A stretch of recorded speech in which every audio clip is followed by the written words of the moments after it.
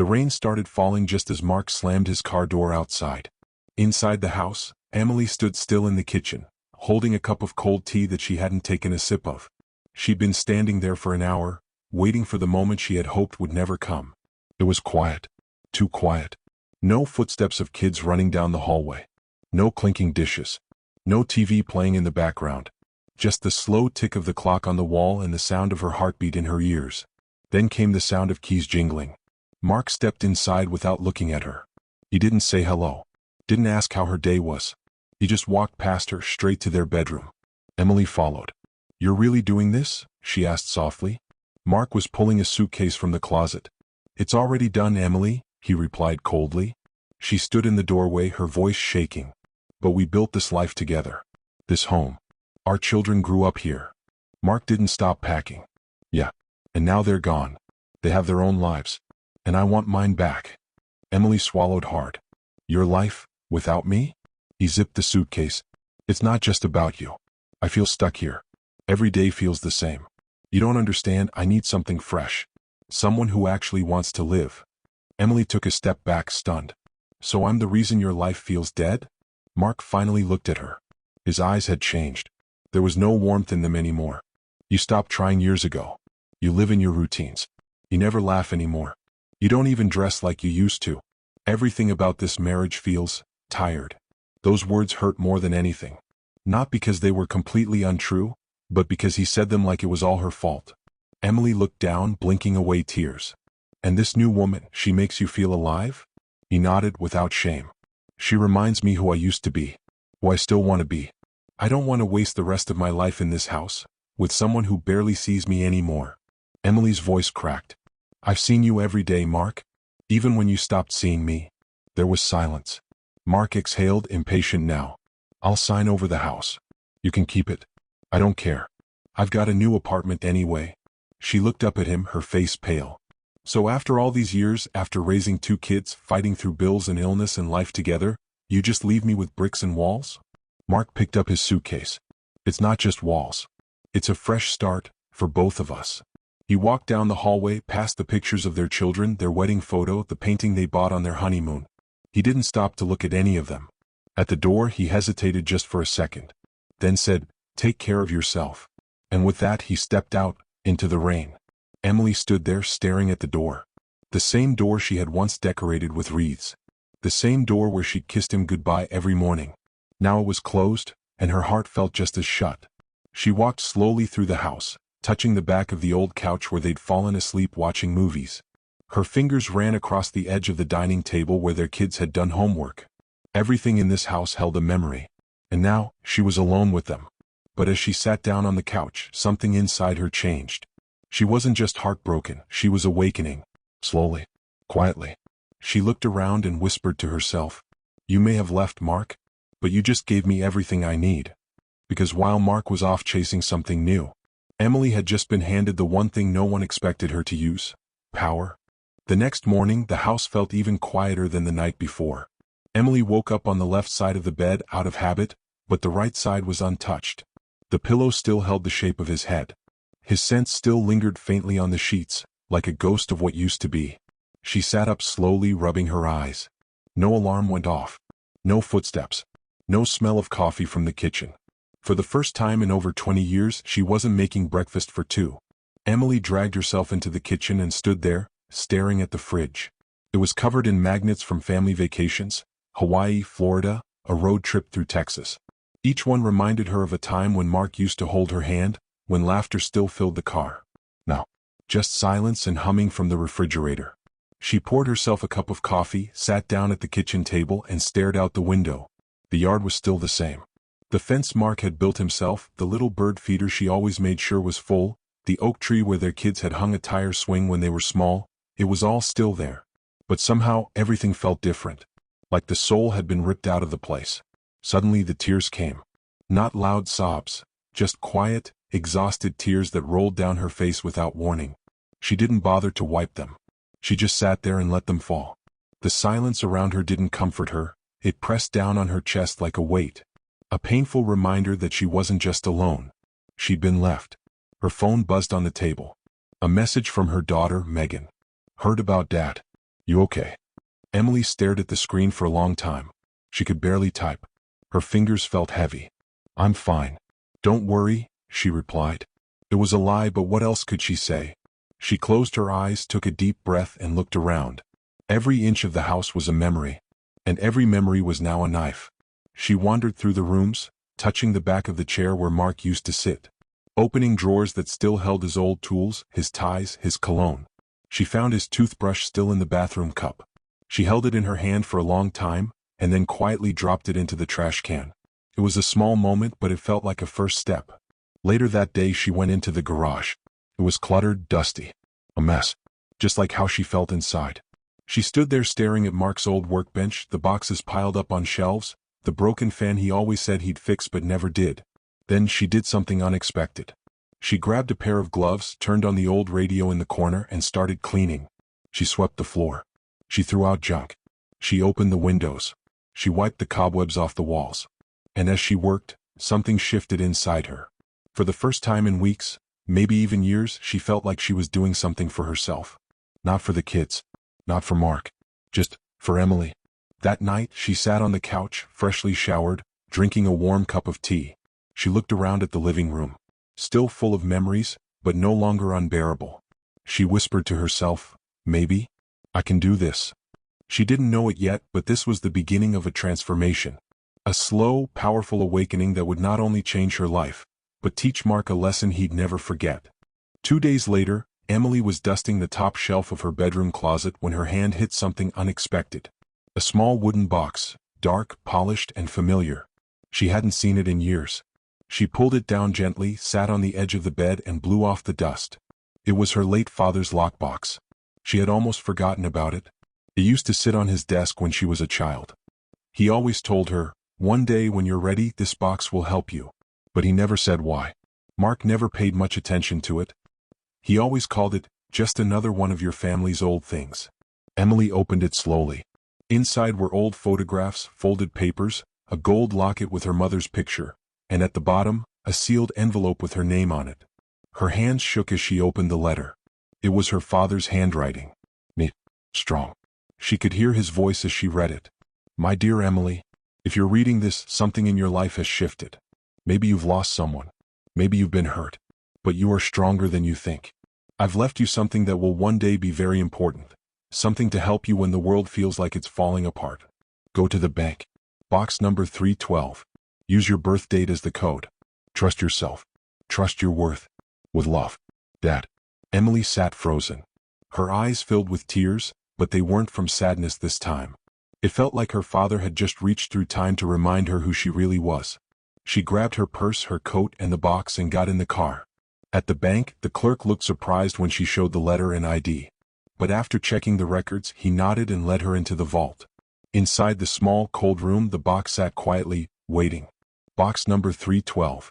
She typed in her birth date. It clicked open. What she found inside left her speechless. Stacks of documents. Bank papers. Deeds. Investment certificates. And then, a balance sheet. Emily's eyes widened. Her father hadn't just left her memories, he had left her a fortune. Silent. Hidden. And used for years. She took a deep breath and whispered, oh my God. There it was, $9.5 million spread across investments, land assets, and private accounts. She could hardly believe it. All those years she had struggled with bills. All those times Mark complained about money. All those sacrifices she made, never once touching this because she thought it was just old family stuff. But her father had trusted her. He believed she would know when the time was right. Emily sat quietly for a while, staring at the box. Her hands still trembling. This wasn't just money. This was a second chance. A secret inheritance. A key to a life she never thought she could afford. But instead of feeling excited, she felt something else. Clarity. For years she thought she was small. Unimportant. Weak. But her father knew otherwise. And now so did she. As she closed the vault and walked out of the bank, she didn't feel lost anymore. She felt ready. Ready to start again. Ready to show the world, and especially Mark, that she wasn't just the woman he left behind. She was about to become someone much, much more. Emily didn't rush. She didn't run out and buy expensive things. She didn't shout about the $9.5 million waiting in her name. She didn't even tell her children. Instead, she went home and sat on the back porch, listening to the wind move through the trees. It was peaceful.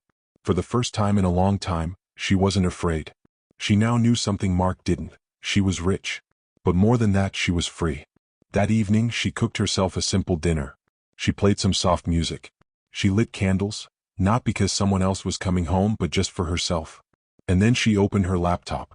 Emily had always been smart. But she had spent most of her life putting others first.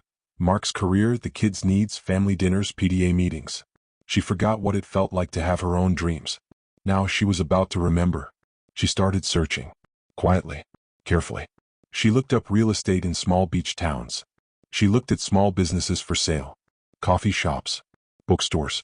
Art studios. She wasn't looking for luxury, she was looking for joy. Then she opened another tab and searched for lawyers. She needed someone good, someone quiet and trustworthy. She wanted to make sure her money was protected. She wanted to update her will. She wanted full control. That night, Emily didn't sleep much. Her mind was racing, but not with fear or sadness like before. Now it was filled with plans. In the morning, she went for a walk through the neighborhood. Birds were singing. Children were playing on bikes. But no one knew what she was holding inside. Mark had walked away from her thinking she was just an old, tired woman. He had no idea she was sitting on a secret fortune. He had no idea she was about to rebuild her life. He had no idea he had just made the biggest mistake of his life. That afternoon, Emily went into her closet again. She took out her old wedding album. She flipped through the pages slowly, pausing on each smile, each hug, each promise. Then she carefully placed it in a cardboard box, closed the lid and wrote one word on the top. Past. She stored it in the attic and didn't look back. In the following days she met with the lawyer. She signed new documents. She opened new accounts. She secured everything in her name only. And she did it all with a calm, polite smile. The lawyer asked, "Are you sure you don't want anyone else involved?" Emily smiled gently and said, "Not yet. I want this one just for me." And that's when something truly powerful happened. She no longer looked broken. She no longer looked like someone who'd been abandoned. She looked like a woman building a new world. Quietly. Boldly. Without revenge, but with purpose. Mark had left her behind. But Emily had just taken her first step forward. And with every quiet decision she made, she was shaping a future that would one day shock everyone, including him. While Emily was quietly rebuilding her life, far away from the noise and judgment, Mark was having a very different experience. At first, things seemed perfect for him. His new girlfriend, Jenna, was young, full of energy, and always knew how to make things fun. They went out to fancy restaurants, took weekend trips, and posted smiling selfies that made it look like life was a dream. But slowly, reality started to show its face. One evening, Mark came home from work and found Jenna sitting on the couch, scrolling through shopping apps. Boxes from expensive brands were already stacked by the door. "Did you order all this?" Mark asked, trying to sound casual. Jenna smiled without looking up. "Yeah, just a few things I needed." Mark glanced at the receipt on the table. The total made his heart skip a beat. Thousands of dollars, on clothes, shoes, skincare, and electronics. He didn't say anything that night. But over the next few weeks, it kept happening. Every time he opened his credit card app, the number had gone up. His savings were shrinking. Fast. He tried to talk to Jenna about it, but she brushed it off. "Babe, don't stress," she'd say, wrapping her arms around him. "We deserve nice things. You work hard. I make life fun. We're a team." But Mark didn't feel like a team. He felt like a wallet. One night he couldn't sleep. He sat up in bed while Jenna scrolled on her phone beside him. He thought about Emily. She was quiet, yes. Simple even. But she never wasted money. She never demanded gifts. She took care of everything. The house, the kids, even the little things, like remembering to buy his favorite coffee or ironing his shirts. Back then he thought she was boring. Now he was starting to realize she was dependable. He got up and walked into the kitchen, sat at the table, and stared at his bills. It was the first time in months he actually felt scared. He had no idea how much trouble he was heading into. Meanwhile, Emily was moving forward. Calm, smart, in control. Mark had no clue that the woman he left behind was quietly building something powerful. He still thought she was broken. He still thought she'd never survive without him. But he was wrong. And the day he'd realize that was coming soon, very soon. It had been a few weeks since Emily met with the lawyer. She had taken care of everything, her accounts, her legal rights, her future. All in her name. All secure. For the first time in her life, Emily felt in control. And now she was ready to begin something new. One morning she got dressed in a soft blue blouse, tied her hair neatly, and looked at herself in the mirror. There was something different in her eyes now, not sadness, not anger, but strength. She drove to a small bookstore on the edge of town. It was old, quiet, and full of charm. The wooden shelves were scratched with time, the bell above the door jingled softly, and the smell of books filled the air like magic. The owner, a kind woman named Helen, greeted her. Emily smiled and said gently, "I heard this place is for sale." Helen looked surprised but hopeful. "Yes, but not many people are interested." Emily nodded. "I am." That same afternoon they sat in the tiny back office with tea and papers. Emily asked smart questions. She didn't pretend to be someone else. She was simply honest. "I don't want to turn this into a big business," she said. "I just want a place where people feel at peace." Helen smiled. "Then this store is perfect for you." By the end of the week, Emily had bought it. She was now the owner of Golden Pages, a quiet little bookstore with a cozy reading nook, a coffee corner, and dreams tucked between every shelf. The news spread slowly through town. Some neighbors were surprised. Others smiled knowingly. But no one knew where the money came from. Emily didn't share. She didn't need to prove anything to anyone. She just showed up every morning, turned the key in the door, and opened a world of calm for anyone who walked in. The children from the local school came by to read after class. Retired folks dropped in for coffee and quiet conversation. Lonely people found comfort in the pages. Emily made them feel welcome. And each night, after closing, she would sit in the armchair by the window and smile softly to herself. She had built something of her own. No one gave it to her. No one could take it from her. Meanwhile, Mark was having a very different experience. His phone was full of calls from banks. His credit card had been maxed out. Jenna had started going out without telling him where. She was distant, cold. And one evening he came home to find a note on the kitchen counter. "I need a break. Don't wait up, Jay." He stood there frozen. For the first time his perfect world felt fake. He sat down and looked at an old photo on his phone. It was him and Emily, standing in front of their house, smiling. She looked calm, warm, real. He hadn't seen her in weeks. Hadn't even thought about her much until now. And suddenly he wondered, where was she? What was she doing? And why did the silence she left behind feel heavier than anything else in his life? A few days after Jenna left, Mark sat alone in his apartment. The living room was a mess. Empty food containers on the table. Dirty laundry piled on the floor. Silence filled the space that once felt exciting and full of life. But now, it just felt cold. He scrolled through his phone again. Photos of him and Emily, old ones, appeared on the screen. One where she was laughing while holding their dog. Another of her reading on the porch, sunlight on her face. And for the first time in a long while, Mark missed her. Not just the things she did for him, but her presence, her care, her calm voice when life got noisy. So he made a decision. He drove to the old neighborhood, the one where they had lived together for so many years. But when he pulled up in front of the house, he froze. There was another car in the driveway. A woman was watering the garden. But it wasn't Emily. Mark got out and approached her slowly. "Excuse me, do you live here?" he asked. The woman looked up and smiled politely. "Yes. Just moved in a few weeks ago." Mark's heart dropped. "Do you know what happened to the woman who lived here before?" "Emily?" "Oh," the woman replied, thinking for a second. "She sold the house. Didn't say much. Just that she was moving on. She seemed peaceful." Peaceful. That word echoed in his head like thunder. Mark got back into his car, confused, embarrassed, and more alone than ever. Where did she go? Why didn't she tell him anything? Later that night, he sat in his car outside the lawyer's office. He remembered the name from a letter he once threw aside when they divorced. With shaky hands, he called the number on the window. A calm voice answered. "This is Carter and Bell Law Firm." Mark hesitated. "Hi, I'm looking for information about my ex-wife, Emily Walters." There was a pause. Then the receptionist replied, "Sir, I'm sorry, but we can't disclose client information." Mark sighed. "Please? I just need to know if she's okay." Another pause. Then kindly the voice on the phone said, "Sir, all I can tell you is, she's doing just fine." And with that, the line went quiet. Mark sat there for a long time. The world had moved on without him. And Emily was no longer waiting. She had built a new life. Without drama. Without begging. Without him. And for the first time in his life, Mark realized what he had truly lost. It was a quiet Wednesday afternoon. Soft jazz music played in the background of Emily's bookstore. The sun poured through the front windows, casting warm golden light on the wooden floors.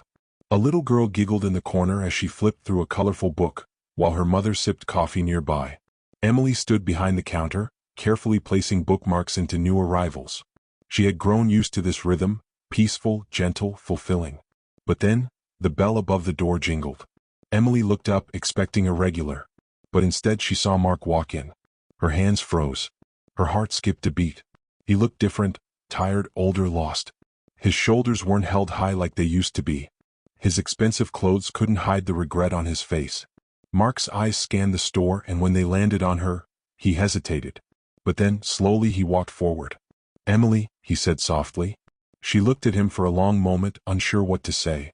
Finally, she nodded politely. "Hello, Mark." There was silence. He glanced around. "This place, it's beautiful. I didn't know you liked bookstores." She smiled gently. "There's a lot you didn't know." Mark lowered his eyes. "I was in the neighborhood. Thought I'd stop by." He paused, unsure how to say what he needed to. "I've been thinking about you." Emily's voice stayed calm. "I'm doing well." "I can see that," he said, looking around again. "This place suits you. You look happy." She didn't respond right away. Then she said, "I am. Very." Mark took a deep breath. Jenna left me, took what she wanted and walked away. Emily's face didn't change.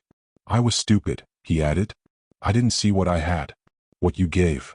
Now Emily's voice was soft but steady. "You didn't just lose a house, Mark. You lost a heart that was yours for years." He looked at her with watery eyes. "I know."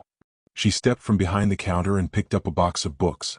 "I need to shelve these," she said gently. "Customers will be in soon." It was her way of saying the conversation was over. Mark nodded, slowly backing toward the door. He turned, opened it, and stepped into the sunlight. As he walked away, Emily stood in the middle of her store, strong, calm, peaceful. She didn't cry. She didn't run after him. Because this time she had everything she needed, right here in her own quiet world. A few days had passed since Mark visited the bookstore. Emily hadn't thought much about it. She had long accepted the past. Her heart no longer held space for pain, it was now filled with peace. That morning she was opening the shop like usual. The bell above the door jingled as she stepped in, arms full of flowers she had picked from her garden.